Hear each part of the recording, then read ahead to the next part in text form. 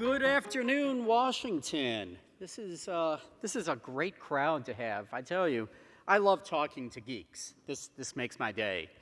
I decided, as many of you know, I have decided to leave federal service shortly, and I decided I wanted to impart some wisdom, if I've gained any at all, over the past 6 years that I have been a federal CIO, first at Social Security, and then later now at Health and Human Services. And I think that a lot of it goes back to what Laverne was talking about earlier. There isn't that much time to get things done. And what we are doing today is not sustainable. We need to change our course. That being said, I think that much of the change that's needed is within our control. We can do the things that are needed. So I decided to focus on one particular thing that I care a lot about, and that's change. And I tried to get into what is it that makes me care so much about change. And change is really another way of talking about innovation, doing things differently. And we all know, as Goldie was saying, and I saw lots of hands go up in the audience, we all know that change is coming. We're in technology, after all. That's what it's all about, change, doing things differently. That being said, change is one of those things that's really hard. In fact, it's one of the things that we fear the most, and we shouldn't. Because when you look outside of government, we see industry after industry being changed by technology. And unless we do the same thing in government, change the way government does business, change the way we deliver services to the American people, we are going to lose their confidence. We can't go out of business, right? We're not a business. We're not the company that's going to be unseated by Airbnb or Uber. But we are losing the confidence of the American people because we are not embracing change. And I think it's within our control to do so. So what I'd like to do is talk about 4 areas that I think we have control over. Some of them are going to take some effort on our part. Some of them are not completely within our control. But let me talk about them for a moment. First, the federal hiring process. I don't think I need to tell anyone here who is a federal employee or people who've tried to get into the federal government, the system is straight out of the 1940s. It is absolutely difficult to get great people into federal service. We've got to change that. But I think it's within our control. First of all, when you look at the opportunity to bring great people into government, we have something that no one else has in private industry. We have something called mission.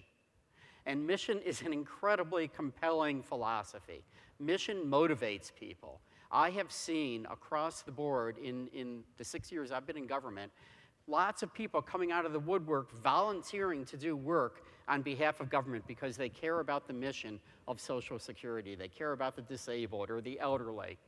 Or at HHS, they care about healthcare. They have volunteered their time and services. And we have a lot of people that want to come into government to do the same thing. Now, they're not going to make a career out of it. We all know that making a career out of government means 30 years to be able to justify the salary that you'll be taking constantly. You need to build up that pension. But we have a great opportunity here to do something a little bit different, and that's term appointments. So I'd like to encourage people across the federal government to bring new talent in for 2 or 4-year terms. Let them do some good in government and let them go back to private industry. What's the challenge in bringing people in besides salary? It's challenging opportunities. So we've been losing a lot of millennials out of the federal government recently. In fact, I think this past year, we have the lowest percentage of under 30 employees in the federal government in the past decade. I think it dropped below 7%. So what is it that motivates them? Well, you know, we all know money counts, but money isn't everything. And I've talked about mission, and that's really valuable. But the other thing is wanting to make a difference, wanting to have an impact on a significant project. And we have the opportunity as leaders in federal IT to make a difference and bring young people in who want to have a significant impact on a project. It's up to us to clear the roadblocks and to let good people thrive in that environment, and we can do it. A second thing is training. We don't do a particularly good job of training in the federal government. Now, I talked a moment ago about having employees who stay with the federal government for 30 years. It's a very different world in IT outside of the government. Your skills go stale very quickly. In the federal government, though, you have this long career. So it's up to us to train them so that technologists in federal service can, in fact, be current. And here's the key thing, going back to the point about change. We have an opportunity to break down those barriers to change by training people, because I've come to believe that much of the resistance to change comes from fear of the unknown. And when people have new skills, they can apply those skills and move the organization in a new direction. The second area, investing in federal employees. I've talked about training. I can't overstress how important I've come to believe training is in the federal government. We do a poor job of keeping our people current with skills. We do a poor job of setting funds aside to train them. And we do a poor job of managing contracts. Why do we not do a good job of managing contracts? After all, we have all these great people who are in private industry who are offering to do work on behalf of the government. And I've come to believe that's because we don't train the program managers who manage those contractors. They need to have deeper technical skills so that they can have a meaningful mano-a-mano discussion with the contractors. So I would encourage all of my federal peers out there to think about, what are you going to do to change this calculus? And it comes down to training your employees. Demonstrate to them that you're committed to their long-term career, and you'll see loyalty in spades. That being said, we also have a difficulty in training people for deep technical skills in the federal government.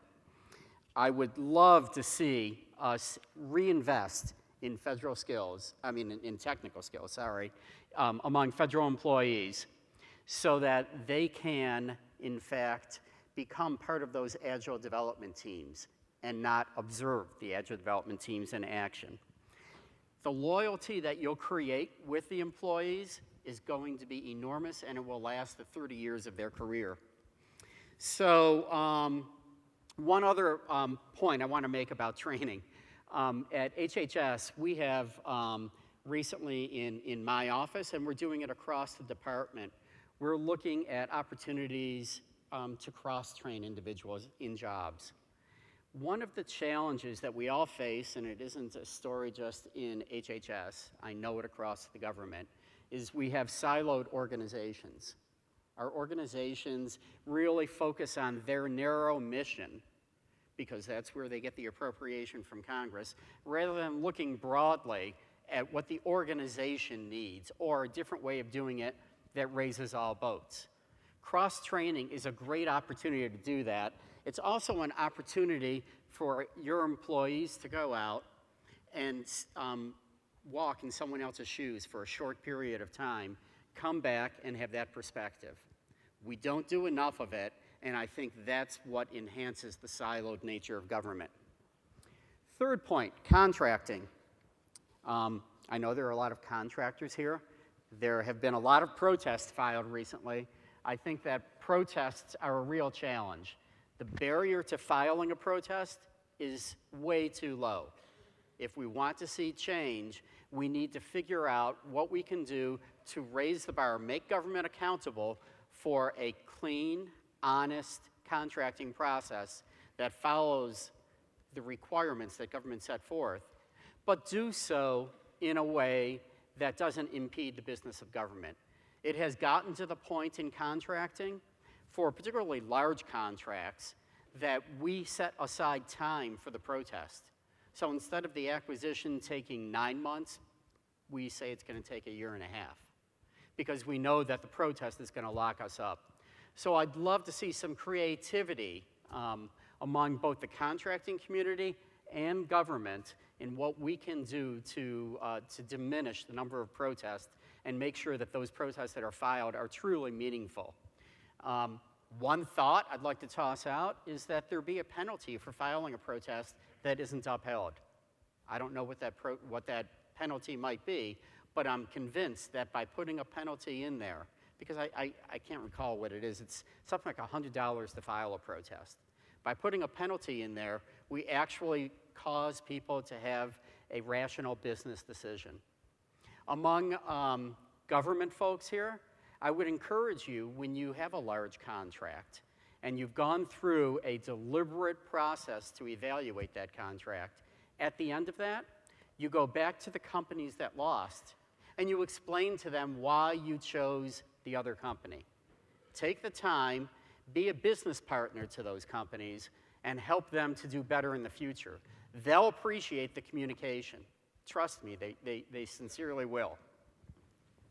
2 principles I'd just like to leave you with in the contracting world: communicate and strive for excellence.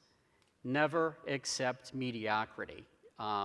Contractors are capable of delivering tremendous things with the skill base that they can bring to bear, the expertise, the best practices they've developed with other customers. Expect excellence out of them, and they will deliver. Finally, I want to talk about the cloud, because I think the cloud is truly transformational in so many ways. The cloud does, for government, it solves problems that are particularly intense in government in a number of areas. Human resources. First and foremost, in human resources, government is often striving to hire people who have particular technical expertise to be able to manage a system that's in our data center. We tend to make that decision about putting it in our data center because we happen to have one employee who knows that system. That employee then retires, and government is left struggling with what to do. Put the system in the cloud, and you are turning it over to experts. You're turning it over to someone, particularly when you're talking about software as a service. You're turning it over to someone who lives day in and day out to manage that software. Second, upgrades. I have been amazed in various areas in government at how archaic our systems are. It's no different in some large enterprises, so we shouldn't beat ourselves up too much, but the cloud gives us an opportunity to offer our users and the American public newer technology. We are in the process, just as an example, at HHS, of moving to Microsoft Office 365 for email and for Microsoft Office applications in the cloud. We have 6 email systems in the department right now, run in 6 different data centers. We have people who maintain that hardware. We have people who maintain the software who have to be concerned about security and who have to go for training every 2 or 3 years when Outlook comes out with or Exchange comes out with new software, who have to go for training to do that upgrade. By turning this over to the vendor who lives and breathes in the cloud, we won't have to worry about that. More importantly, though, the new technology is going to be delivered to our users as soon as it's available. We won't have to wait 3 or 5 years for it to happen. Security. I mentioned a moment ago security in the cloud. I know that has been an area for great resistance. At HHS, we have focused on security in the cloud over the past 4 years. And in the past 2 years, we have really upped our game in terms of FedRAMP. We have gotten a number of cloud service providers through the agency process, through FedRAMP. And the great thing about that is when we get to the other side, first of all, our security people can sleep at night. And we want them to be able to sleep at night. But more importantly, we have people across the department who can take advantage of new tools that are available securely. They don't have to worry about security. It's been taken care of because of the FedRAMP process. And then finally, budgeting. What is it about the cloud and budgeting? And I would argue that it's the change from CapEx to OpEx. There is a predictability when you move to the cloud. You know what your subscription cost is going to be on a monthly basis or an annual basis, however that vendor charges you. You don't have that predictability with managing systems in your own data center. In fact, I'm sure that I will get a number of quiet laughs in the audience here, but one of the things that I've noticed in government is we do a particularly poor job of depreciating our investments. So you wait until 3 or 5 years or until some technology is sunset, and then it's a crisis and you go to your CFO and you ask for the resources necessary to do the upgrade. We get out of that CapEx world, and we all know that CapEx is getting more and more difficult to get in the IT world. And we switch to an OpEx world where we have predictability, where we have subscriptions that we pay, and we know that when you have something that has various peaks and valleys, you know from history what the peaks and valleys are going to look like in terms of demand. So I would encourage you to think about the total cost of ownership and think about the cloud as a way to minimize total cost in the budget world, move from CapEx to OpEx, solve some of your security challenges, and deliver modern technology to your users. So where does that leave me? I think these are all things that are manageable.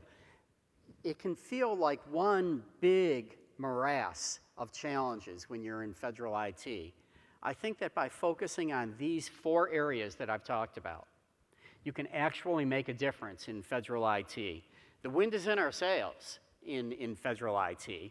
We have FITARA, and it's up to us to take advantage of the power that FITARA gives us to better manage IT. There's also a much greater understanding of managing IT in the federal government. I see that from the White House, from our friends at OMB, and I even see it from Congress. And I'm very, very pleased that everyone is coming together saying, we need to do a better job. The status quo won't serve us well going into the future.